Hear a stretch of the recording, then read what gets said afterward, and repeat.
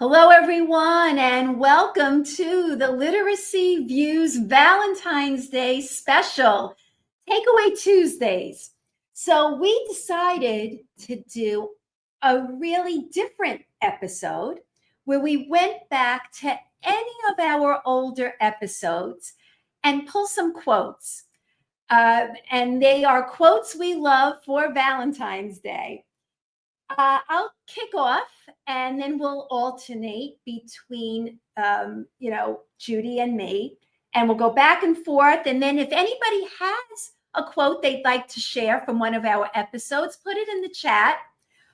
Just a quick announcement before we start. We have some merch. So if you visit theliteracyview.com and you go to shop, you will see shirts and t-shirts, long sleeve shirts, a hoodie. You'll see a tote bag with all really cool sayings that have come up on our show. So I hope you visit. We also have some presentations coming up. In March, we have Everyone Reading, March 3rd and 4th. March 29th, we have Research Ed. And then in April, New York, those two are in New York City. Right. And then in April, we have the World Literacy Summit, April 7th to 9th. So we're super excited. Hope we meet some of you. Don't hesitate to come over and introduce yourself. We'd love to meet you. All right, so let's get started. First one, let's get this party started? Let's get this party started. And I have a new mug, so does Judy, a Literacy View mug. That is not in our shop, but if you want to see it, let us know. But we have one for ourselves right now. Let us know if you like it. Okay, the first one is from episode 101, Misunderstandings of the Science of Reading. And that one was with Nathan Clemens. And I thought he said so many interesting things, but one thing he stood out that I wanted to address, and it was really about fidelity and program integrity. So here's my quote. I think you can look for some key things that I think are where the evidence points, that you can view as important. For one, does the program or practice, or whatever it is you're being asked to do, does it involve having kids read and spell words and read text?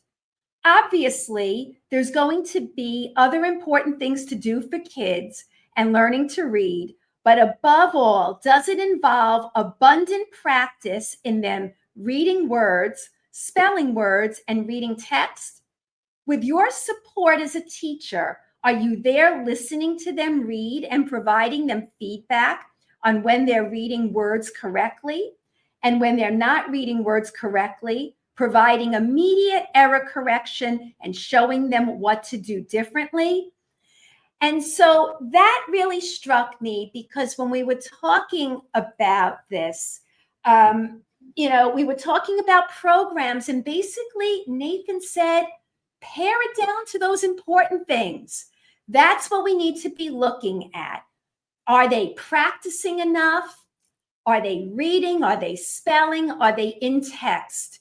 And so there should be some flexibility from there. And I thought that was really important. Judy, let's hear it. What's a quote from one of our episodes? All right. So I'm going to go back to, not too far, episode 112 with Claude Goldenberg. This was one of my favorites, and I am madly in love with this quote. Not all cues are equal. Some cues are stronger and more reliable than others when it comes to reading instruction. So, what do we know? The first course of action when kids are reading should be looking at the visual word.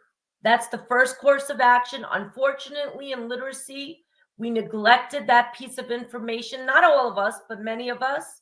And, we went in with a meaning lens. Does it make sense? Does it sound right? Does it look right? No, we got to stop that BS. We got to look at that visual print. We got to look at the word, and we have to train our teachers to teach decoding well, and we have to teach our students to decode well. And guess what? I'll take it another step. We have to make sure that our administrators know what it means to teach kids and teachers how to decode, so we're all on the same page. All right. Next one. Episode 96. And that was with James and Diane Murphy. And it was, does the science of reading include middle school and high school? So guys, if you have missed any of these are all super episodes that you could always go back to. And this was something that we had a lot of fun with. This is what James said. It's fine to give them a program, but the program is a tool. What you need is someone who's really good at using that tool. And to me, that was it, because we've spoken about this and all of us chimed in and we said, okay, let's do it. All right, let's all say it. All four of us, 1, 2, 3. And we all said, the program is a tool. Don't be a tool. And that was really funny because our guests were just hilarious with this. They just went along with it. And it's something for everybody to realize. We have to invest in teacher expertise. So it's not about the program. And by the way, if you go to our shop, we have a t-shirt that says just that. Let me see if I could find it. And it was topics, not people, pedagogy, not programs, research and evidence, not opinions. And so that's one of our shirts in our store. If you like that, take a look. Judy, what's your next quote? All right, I want to go back to episode 70 with Molly Ness. Yay, Molly. Go, Molly. Queen of the read alouds. All right, so Molly reminded us that read alouds are not a luxury. They're not a waste of our instructional time. When I get questions like, well, does the science of reading carve space for read alouds? Yes, read alouds are an imperative part of our literacy block. I know as I'm in the field that I'm seeing a lot of core curriculums right now are showing kids little excerpts of text. Don't just try to squeeze in time for the read alouds. You can align your read alouds to match the next generation learning standards and work on skills and understanding and deeper comprehension with kids. Enjoy those read alouds. Make sure you're sitting down with those kids and just having fun and reading aloud and going over vocabulary, oral language, and deeper comprehension. That's definitely part of a good literacy block. Imperative, in fact. So mine now is about transcription skills. And it was with Sean Daychuk. And again, this was so hard for me to choose. We've had so many great guests. And honestly, I couldn't go through every episode, but there were certain things that I remember. And so I went back and I picked out some things. And he was a lot of fun. By the way, Sean is a Brooklynite, and we had fun with him. He was a great guest. And this is what he said. If you're constantly having to draw your cognitive attention to, oh, I can't really read what I wrote back, or how do I spell this word, or sort of the hunt and peck method for typing, if you're doing those sorts of things again, there's a place for all those things, but the research is clear. There tends to be a strong correlation, predictive correlation, between students' transcription skills, handwriting, spelling, typing, and their ability to not only generate writing output, so to get words on the paper, but also to write complete sentences. And then to write these sort of juicy bits of really good ideas, the convincing ideas. We need to be able to help students draw their attention to those things and to develop automaticity with these really foundational skills. So I thought, with all the talk we do about writing, we cannot forget that all those types of things will hold kids back if they can't remember how to write a letter, if they have trouble forming the letter, if they have to hunt all over a keyboard. All this wastes precious time and takes away from the message that they want to say in writing. So thought that was a really good one. Judy, you're up. All right, episode 102 with Nathan Clemens. No more guessing words. We don't guess in literacy. I'm doing a workshop with my teachers tomorrow. I was actually playing with ChatGPT, and ChatGPT put the word guessing into my notes, and I was like, no! So there's no more guessing words. Students should rely on decoding skills and the alphabetic code rather than guessing. Literacy is not a guessing game. Orthographic mapping is key. Teaching kids how to decode words and know those word patterns, knowing what Faith always talks about, and now something I got passionate about, flexing that vowel and knowing those word parts, syllable types, no syllable types, but knowing how words work, being able to decode, being able to slide through a word when you get to a trouble spot and take what you're learning in phonics and apply it into text. Nathan's on the ball with that. So what did he say? One more time. No more guessing words. Short and sweet, right, Judy? It's that simple. Just we have to look through the word, all through the word.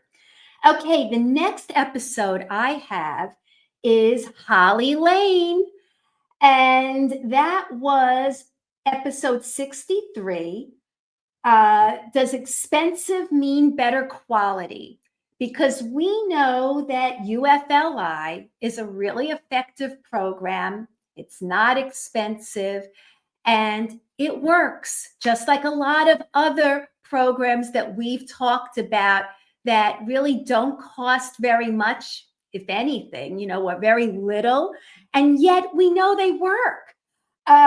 So we were talking to Holly, and one piece of advice that she said that I thought was hysterical, coming from Holly Lane, she told publishers that they should stay in their lane.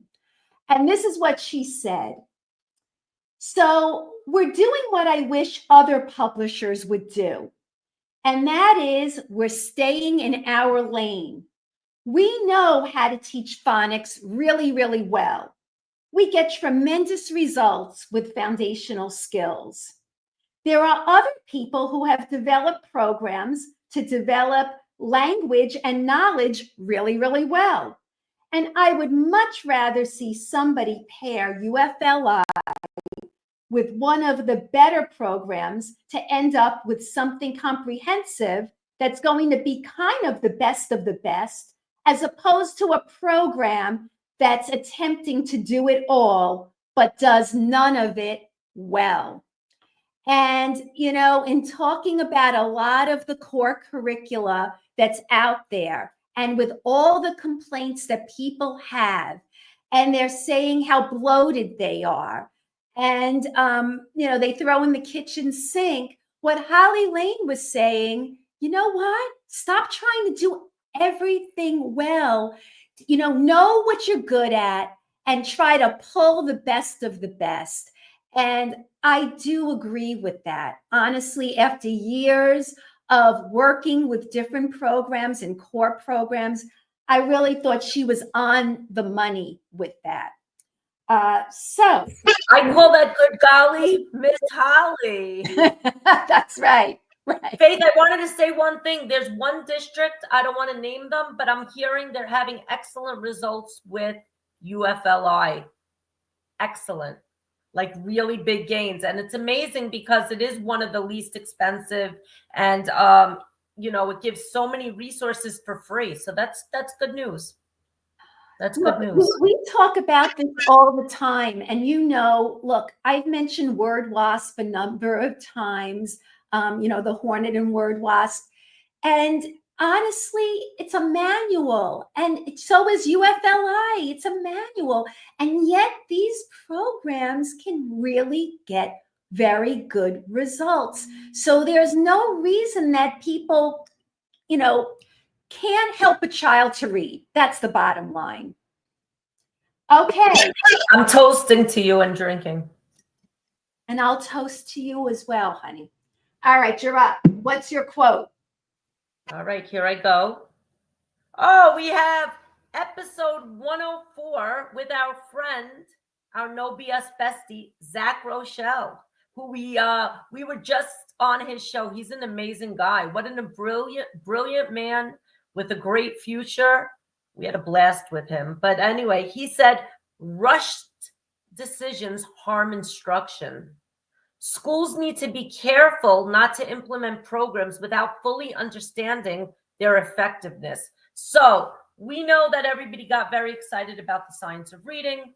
We know that laws changed quickly and a lot of programs were written into law on documents, but not a lot of inspection was made to see if they're actually the most effective based on evidence and data.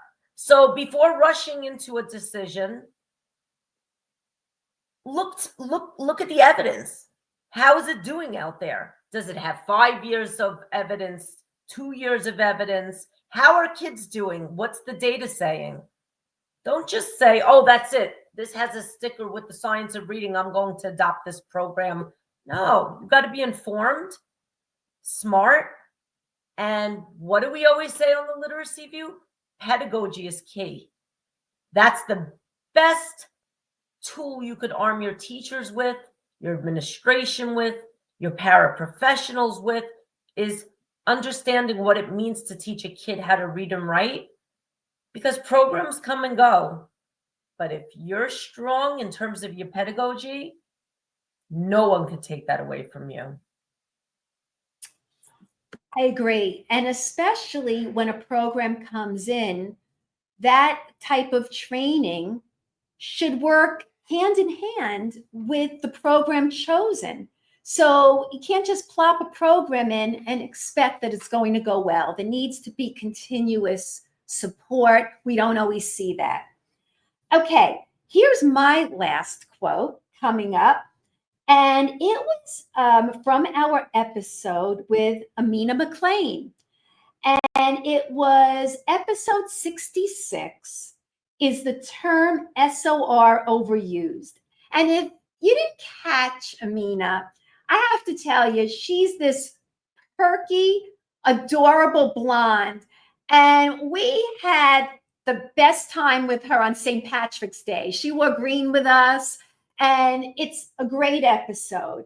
And this episode really hit the nail on the head for me. And it's really about how the SOR turned into a movement. Here's the quote.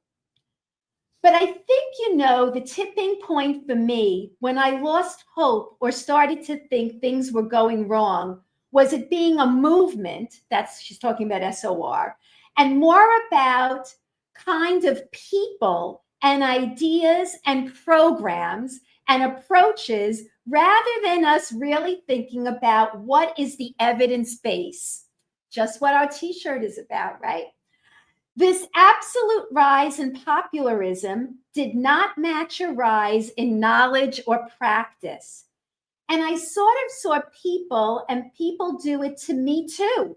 And I get really uncomfortable with it, putting people up on pedestals and just blindly following.